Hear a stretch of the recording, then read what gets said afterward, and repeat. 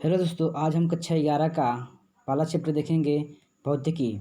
भौतिकी होता क्या है? भौतिक विज्ञान की वह शाखा है जिसके अंतर्गत प्रकृति और उसकी प्रकृति घटनाओं का अध्ययन किया जाता है।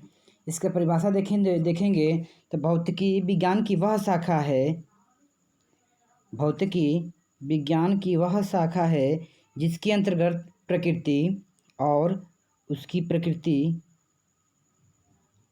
प्रकृति घटनाओं का अध्ययन किया जाता है, जैसे यांत्रिकी, ऊष्मागतिकी, वैद्युतचुंबकत्व, आपेक्षिकता सिद्धांत, क्वांटम यांत्रिकी, नाभिकीय भौतिक आदि सब भौतिकी का प्रमुख शाखाएं हैं। इसके बाद अगला देखेंगे, परमाणु भौतिकी होता क्या है। परमाणु भौतिकी के नाम से ही पता चलता है कि परमाणु के बारे में बात कर रहे हैं। भौतिक की इस शाखा के अंतर्गत भौतिक इस शाखा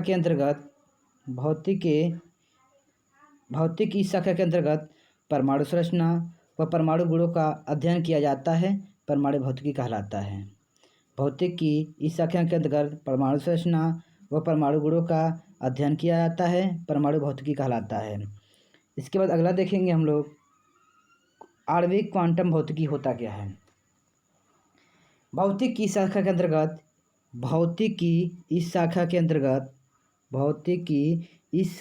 अंतर्गत अणु संरचना व उनके गुणों, कोई भी अणु का संरचना व उनके गुणों, विशेषकर विकिरण, उत्सर्जन व अवशोषण का अध्ययन किया जाता है।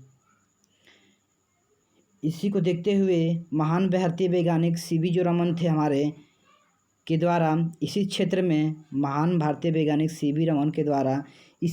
में यानी भौतिकी के ही क्षेत्र में महत्वपूर्ण अनुसंधान को ही उसके समान में रमन प्रभाव कहते हैं।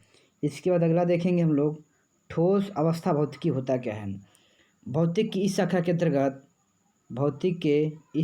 अंतर्गत क्रिस्टलीय अर्धचालक एवं मिश्र धातुओं के गुणों का व उपयोगों का अध्ययन किया जाता है, ठोस अवस्था भौतिकी कहलाता है। बल। इसके बाद देखेंगे हम अगले चैप्टर, बल क्या होता है। बल जानते हम लोग हैं, बल व धक्का व खिंचाव होता है जिसके द्वारा किसी गतिशील वस्तु को किसी दूसरे साइड में मोड़ सकते हैं या चला सकते हैं। यानी बल व बाह्य कारक है जो किसी वस्तु की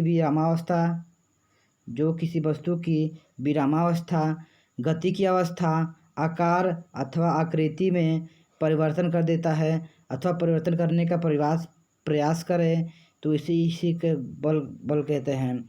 प्रकृति में 4 मूल बल होते हैं। पहला होता है गुरुत्वाकर्षण बल, वैद्युतचुंबकीय बल, प्रबल नाभिकीय बल और चौथा होता है दुर्बल नाभिकीय बल। सबसे पहले देखेंगे गुरुत्वाकर्षण बल क्या होता है। गुरुत्वाकर्षण को जब हम किसी देखते हैं, जो आम होता है, आम जब पेड़ से छूटता है तो नीचे ही क्यों गिरता है, इसे गुरुत्वाकर्षण का नियम के अनुसार ही गिरता है। यानी गुरुत्वाकर्षण जो होता है 2 वस्तुओं के बीच ही होता है। यानी ऊपर से कोई वस्तु नीचे की तरफ खिंचाव करता है, यानी ये पृथ्वी है, ऊपर से किसी वस्तु को नीचे की तरफ पृथ्वी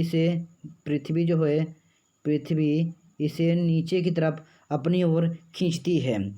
यानी कुछ एक ऐसी स्थिति आती है जैसे मान लीजिए ये आकाश है और ये पृथ्वी है। मान लीजिए इसकी दूरी 10 किलोमीटर है, 10 किलोमीटर है। यानी ये आकाश और पृथ्वी, मान लीजिए इसकी दूरी 10 सेंटीमीटर है। तो अगर ही कोई वस्तु नीचे से ऊपर की तरफ फेंकी जाए और वस्तु कोई ऊपर से नीचे की तरफ फेंकी जाए, यानी जब वस्तु अगर बीच में ही आकर अटक जाए, तो पृथ्वी से अपनी तरफ खींचेगी और आकाश इसे अपनी तरफ खींचेगा। पृथ्वी अपनी तरफ खींचेगी और आकाश अपनी तरफ खींचेगा। यानी वस्तु न ऊपर जा सकती है और न नीचे जा सकती है। यानी गुरुत्वाकर्षण बल के नियम के अनुसार किन्हीं 2 पिंडों के बीच उसके द्रव्यमान के कारण लगने वाला आकर्षण बल गुरुत्वाकर्षण बल कहलाता है। न्यूटन के गुरुत्वाकर्षण नियम के अनुसार किन्हीं दो पिंडों के बीच कार्यरत बल, यानी कोई पिंड ये है m1 है m2 है, इन दोनों के बीच की दूरी r है। नियम के अनुसार कार्यरत बल गुरुत्वाकर्षण बल जो उनके द्रव्यमानों के गुणनफल के अनुक्रमानुपाती, यानी इनके जो द्रव्यमान हैं, इनके द्रव्यमान m1 और m2 है, इनका गुणनफल के समानुपाती यानी अनुक्रमानुपाती f तथा इनके बीच की दूरी जो r है, यानी जो इनके बीच की दूरी r है, इनके वर्ग के व्युत्क्रमानुपाती होता है, यानी r square 1/r² proportional to f हो जाएगा। अब इन दोनों समीकरणों को देखा जाए, यानी f अनुक्रमानुपाती 1m1 m2, f अनुक्रमानुपाती 1/r²। जब इन दोनों को हटाएंगे तो f